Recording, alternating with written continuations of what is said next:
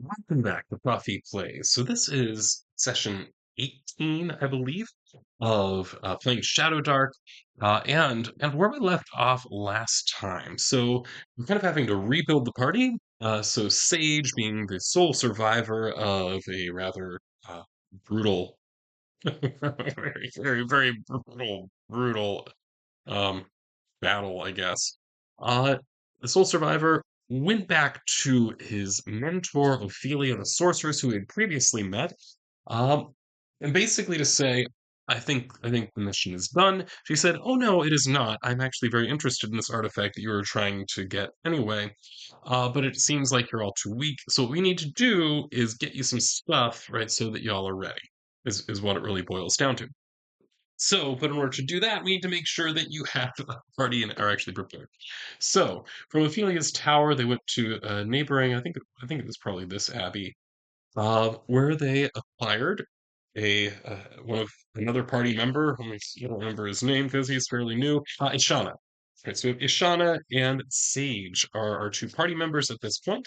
Now they would like to get up to a full party. Sage, of course, being an apprentice to a sorceress, is a wizard. Ishana is a priest, and this time I decided to have my priest actually have, the ability to heal people. Who knew that might be useful? Huh.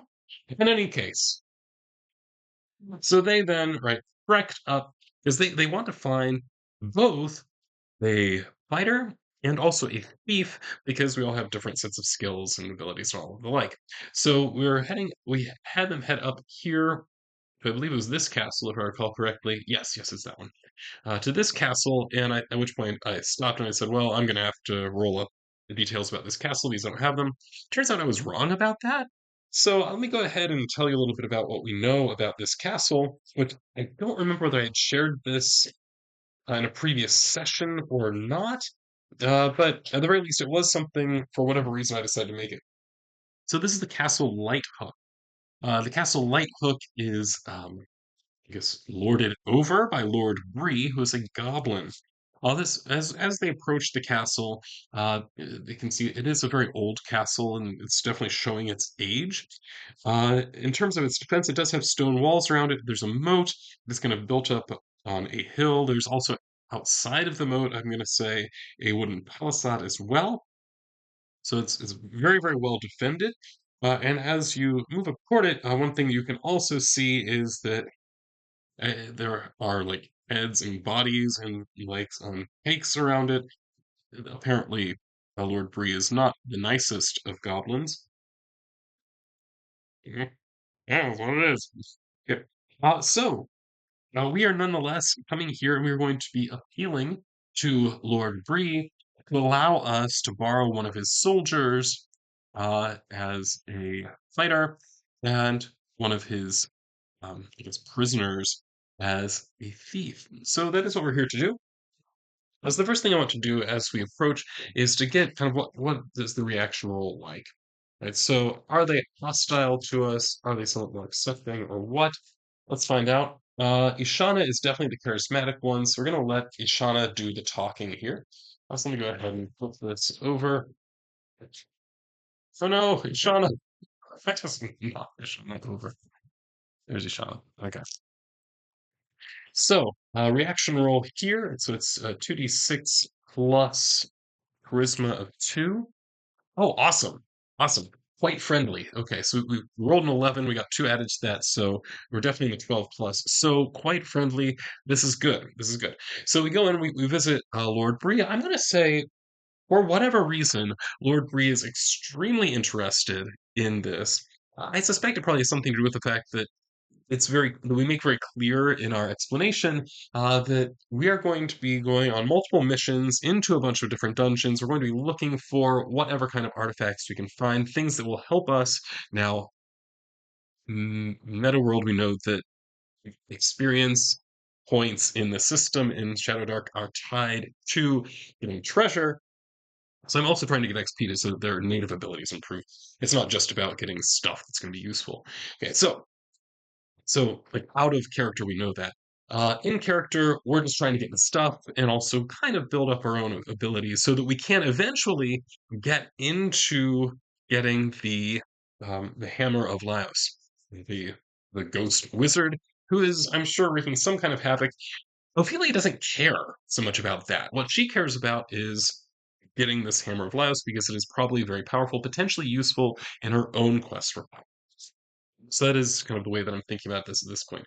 But Ophelia, being fairly intelligent and learning from the group's past mistakes, says, okay, it's one, we've learned it's not enough to have a partial party.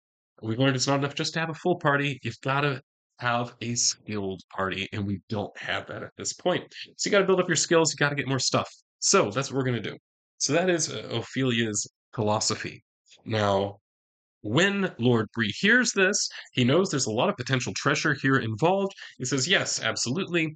And I think what I'm imagining is that when we went to the abbey where we got Ishana, the abbot was also very interested. Again, because of the possibility of there being treasure involved. So I think what we're going to say is that um, Lord Bree and also the abbot, I think I gave the abbot a name. It doesn't really matter what it is at this point. Uh, both of them, I think, want a cut of the treasure. So I think that we're going to make an agreement there that each of them can get, let's say, 10%. That makes sense to me. And it makes sense that the abbot would ask for that. It's effectively a tithe, so taking 10%. 10% is not an unreasonable, actually, it's a fairly small tax as far as that goes. So I think that that may be what we're looking at there. So I think that that's the direction I'm going to go with this. So, so Lord Bree is in fact, I'm going to go so far as to say he's enthusiastic, right, about providing for us a couple of new party members, which I'm going to introduce right now. I rolled these up before. Right, so he out of his dungeon releases Godfrey. Godfrey is a thief. A little bit about what we know about Godfrey, and we don't know much about him yet, but apparently he has a history as an herbalist. Um, that's what his background was before he became a thief. And then we also have Hrogar, our half-orc fighter, yeah, who has a banished background. So I'm guessing that he was probably banished by the either an orcish community or a human community, either one. And that's how he ended up amongst goblins in this castle. But he is reasonably strong as far as that goes, and actually quite charismatic. He is now the most charismatic member of our party. Quite a bit. He has a charisma of 18, a super charismatic half orc, and that's probably how he managed to talk his way into becoming part of this fighting squad or whatever. Right, so that's my guess there. All right, so our party then, we have assembled a full party very easily, strangely easily. And now we need to go do something. So I think that what we're going to do, it makes sense to me. Now, I don't think Ophelia actually left instructions for us yet, because what I have written down as my plan for the future is to acquire the rest of the party, which we have done, and then that Ophelia would provide side quests for us to do. Right, so I think it makes sense. We're going to head back to Ophelia, which means then we have the potential for some random encounters. So let's go ahead and check that. So we're traveling right now. We're going to take as straight a shot as we can down to Ophelia's. So we have what, one, two, three, four, okay, five different potentials for random encounters. So the first one, as we head into the hills, there's not a random encounter. I always forget this. I think a random encounter happens on one, although it doesn't really matter as long as I decide ahead of time. But it bothers me. Okay, that's one. One is what the instructions say. So that's what we have to do. So as we head into the hills, nothing. Then we head into the forest. Three, that's a no. Then we head into, we continue through the forest. Actually, this forest is the forest that includes Ophelia's tower. That was kind of a sideways one. Okay, three. Then continuing here, five. Continuing past the abbey, a one. Okay, so we do have a random encounter here. Let's find out what kind of random encounter we have. It's a 2d6 when we're in the wilderness here. and I got a 9. A 9, add that up. So it's something related to the biome. So the biome that we are in is forest. So forest, what does it say? Monster must be rolled or chosen on the fitting table. Monsters encountered this way do not belong to any faction. So it's just some kind of monster that would be in a forest. So we aren't actually at the abbey. We're encountering a creature that is not in the abbey. Okay, so that lets me know what we're doing here. So I'm going to go ahead and roll as I like to. I'll roll D100 if I can get into my bag that has my 100 stuff in it. There we go. My tens, my hundreds. All right, so I'm going to roll on my list here. The list goes up to 52. Anything above 52, I'll just subtract 50 from. Okay, and this is a 47. 47 is a giant wasp. It's totally reasonable you'd find a giant wasp in the woods, so a giant wasp is what we find. I do not have any giant wasp like, minis or anything like that, so I'm just going to use one of my generics. As we come across a giant wasp, there's the giant wasp. If I need some of the details for this encounter. Okay, and that I'm going to turn to Shadowdark. All of this, remember that I use for Shadowdark, I'm just using the stuff that is available through the quick start. I don't, oh, I think I built that. I don't actually know um, what else is available in the full book because I don't have it. It's all this stuff.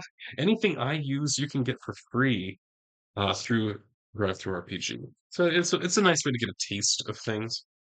All right, so we're checking here and distance. Close. Okay, so apparently, as we're walking through the woods, this is kind of out of nowhere. This wasp just kind of appears. Now, what is it doing? It is 3. It is hunting. Oh, this is not good. So let's learn a little bit about more about giant wasps. So I have here, what do we know about giant wasps? It's a man-sized wasp with glossy yellow striped abdomens. So it doesn't really tell me a lot about saying what it would be hunting for exactly. Like based on my own experience with wasps, they like to get into my apple trees. Oh, they're terrible. Yellow jackets in particular are what get into my apple trees. In any case, so it's hunting, but I don't, would it be hunting for like a humanoid? I possibly. I'm not going to rule that out. So I guess I'm going to go ahead and check on the oracle. Okay, so I'm going to go ahead and roll this. I have no idea. I think this is 50-50, so I'm just going to roll single die. And remember, 11 or higher is a yes. 16. So that'd be yes, it is hunting for something where we would match the description. Okay, good to know. Let's see, and it's a level 2. Okay. So the question is whether I want to actually try to fight this thing. Ooh, it has nasty venom. We could all die before you actually kill it. Oh gosh. Because that's how these things go. And it's just how they go. All right. So, I mean, okay. So the question is, are we going to fight this wasp or are we going to run? I think it's one of those things where there's very little benefit of fighting for the sake of fighting. I mean, it's a giant wasp. It's not going to have treasure. It's not going to improve us in terms of XP. So here I'm definitely gamifying this, but also I think it makes sense. Like this is not our mission. Right? It is not our mission to try and kill the wasps in the woods. Right. So I think it's fair to say that if we get the initiative, we're just gonna hightail it. And I think it's fair to say that we would just leave then. Yeah. Okay. So I'm gonna go ahead and roll 2 dice. So the white is for the party. And we do have +2, I believe, is our best. Yeah. So +2 for us and +3 for the wasp, which is the red die. I should have pulled a yellow die. Oh well. Okay. Well, party wins it. Okay. All right. So we get the initiative and run because there's no point in taking damage from this battle. Okay. That's that's something where I think not really being an old school person, it's interesting for me to try to wrap my head around the idea that you only fight the battles you know you can win, instead of you fight the battles you kind of think you probably can win. I know death is too easy. I mean, my highest HP character literally has six, and half of my party has one HP each. I mean, it's like you're sharing a hit point is basically the level we're at. Okay, so we're going to return to Ophelia then. I think there's one more chance here for another random encounter, and we got a four, so no random encounter there. So we're back at Ophelia's tower, at which point I think it's fairly clear Ophelia is going to give us our first side quest. To me, the most obvious thing, and this is what I think I'm going to go with, right, is so Ophelia's tower is here. Right, but you can't see that on camera. Ophelia's tower is here. We'll eventually figure out where the camera is. Here, there it is. There's a dungeon right here. So I'm going to make the assumption that while Ophelia has not delved all these depths, she at least knows a little bit about which dungeons have what kinds of levels in them. Right. So this dungeon, when I made it, so this is uh, C15. Okay. So these are the tunnels of doom. It's a good name. Right, so the Tunnels of Doom, one thing that she knows about them is that they're not super deep. There are two different ways down into them, which will put you in different parts of this dungeon. But both of them are fairly shallow at first, and we know from experience that the deeper you go, the harder things get. Right, so I think it's fair to say that just by proximity alone, right, she wants to send us up into the mountains nearby, where the Tunnels of Doom are, and that is going to be the first dungeon that we're going to delve, uh, which I need to roll up some more details to, I believe. So I'm going to call it there. Um, yeah, that's a pretty simple session. We gathered the rest of our party, and now off we go. Next time into the Tunnels of Doom.